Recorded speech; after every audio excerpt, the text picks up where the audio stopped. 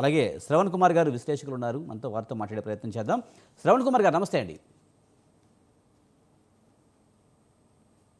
శ్రవణ్ కుమార్ గారు హలో, వినిపిస్తుంది? ఆడియో వస్తుందా? వినిపిస్తుందండి. శ్రవణ్ కుమార్ గారు, ముఖ్యంగా గాంధీ భవన్లో జరిగిన భేటీలో సీఎం మంత్రులపై సీరియస్ అయినట్టు తెలుస్తుంది. జిల్లా ఇన్ఛార్జీలు మంత్రులు ఎవరైతే ఉన్నారో వారు సరిగ్గా దృష్టి పెట్టలేదని ఒక సీరియస్ వార్నింగ్ అయితే ఇచ్చినట్టు తెలుస్తుంది. దీన్ని ఎలా చూడాలి?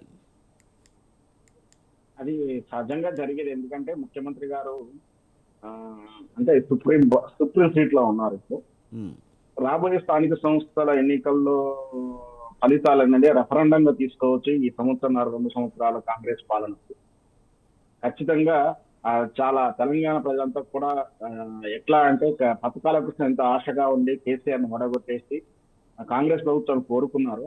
అంతకన్నా ఎక్కువగా తీవ్రమైనటువంటి అసంతృప్తితోటి కోపంతో ఉన్నారు. ఇది రిఫ్లెక్ట్ రెఫరెండం ఉంటే మన రేవంత్ రెడ్డి గారికి సీఎం సీట్ కి ఎసరొచ్చే అవకాశాలు ఉన్నాయి. కాబట్టి ఖచ్చితంగా గెలవాలని తాపత్రపడడం, ఆ మంత్రులకు టార్గెట్ ఇవ్వడం, మంత్రులు చేసే మిస్టేక్స్ వల్ల ఏదైనా జరిగితే పొరపాటు అయితే తన సీటుకి ఎదురొస్తుందనే ఉద్దేశంతో చెప్పడం జరిగింది. వాస్తవానికి అయితే ఇక్కడ తెలంగాణలో మంత్రుల విషయంలో కానీ మంత్రుల యొక్క పనితీరుల విషయంలో కానీ ప్రజలు ఏం పట్టించుకోవట్లేదు. అంటే single man show only Revanth Reddy మాత్రమే కనిపిస్తున్నారు. ఇక్కడ రాబోయే స్థానిక సంస్థ ఎన్నికల్లో కాంగ్రెస్ పార్టీ అనుకున్నటువంటి మెజార్టీ స్థానాలు వచ్చినా లేదా రాకపోయినా అన్నిటికి కూడా కర్త కర్మ క్రియ రేవంత్ రెడ్డి అవుతాడు. కాబట్టి ఆయనకు ఇంటెలిజెన్స్ రిపోర్ట్స్ కానీ వ్యక్తిగతమైనటువంటి రకరకాలైనటువంటి రిపోర్ట్స్ ఉన్నాయి. కాంగ్రెస్ ప్రభుత్వం మీద తెలంగాణ ప్రభుత్వంతో వ్యతిరేకత ఉన్న విషయం తెలుసు. కాబట్టి మంత్రుల ద్వారానే ఏమన్నా చేసుకున్న ఉద్దేశంతో వాళ్ళని సీరియస్ చేస్తున్నాడు. తప్పిదంతా ఆయన వైపు ఉంది. ఆయన మంత్రి కానీ శ్రవణ్ కుమార్ గారు, స్థానిక సంస్థల ఎన్నికల్ని రెఫరెండంగా తీసుకునే ఛాన్స్ ఉందంటారు. ఎందుకంటే స్థానిక సంస్థల ఎన్నికల్లో సాధారణంగా అధికార పార్టీకి కొంచెం ఫెచ్చింగ్ ఉంటుంది, వాళ్ళే గెలిచే అవకాశాలు ఎక్కువగా ఉంటాయి కదా.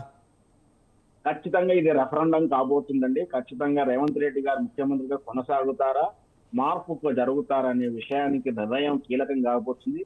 ఆల్రెడీ అధిష్టానం నటరాజన్ మీనాక్షి అని చెప్పేసి ఆమెను పంపించిన కాడి నుంచి కూడా రేవంత్ రెడ్డి యొక్క కట్టడి చేయడం జరిగింది.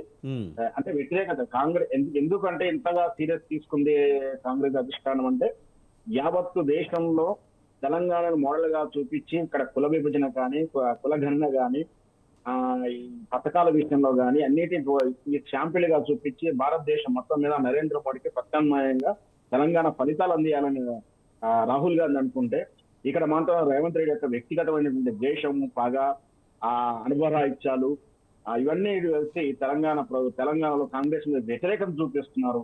ఏదైతే తాను కలలు కన్నాడో రాహుల్ గాంధీ, ఏదైతే లక్ష్యాని కోసం పనిచేయాలనుకున్నాడో రేవంత్ రెడ్డి ద్వారా అది విఫలమవుతుందని ఆయన బాగా విశ్వసించాడు. అంచేత ఈ సవరణ అంటే రేవంత్ రెడ్డి ముఖ్యంగా సవరించి ఏదన్నా సాధిద్దాం అనుకుంటున్నారు. ఈ రెఫరెండంలో మాత్రం స్థానిక సంస్థ రెఫరెండంలో జరుగుతూ మాత్రం ఖచ్చితంగా రేవంత్ రెడ్డికి సీట్ కేసు వచ్చే అవకాశాలు ఖచ్చితంగా ఉన్నాయని నా అభిప్రాయం. రైట్. కస్బా శ్రీనివాసరావు గారు, టీపీసీసీ జనరల్ సెక్రటరీ మనతో ఉన్నారు, ఆయనతో మాట్లాడదాం. శ్రీనివాసరావు గారు, సార్ మీరు అలా చూస్తారు, గాంధీ భవన్లో జరిగిన భేటీలో అయితే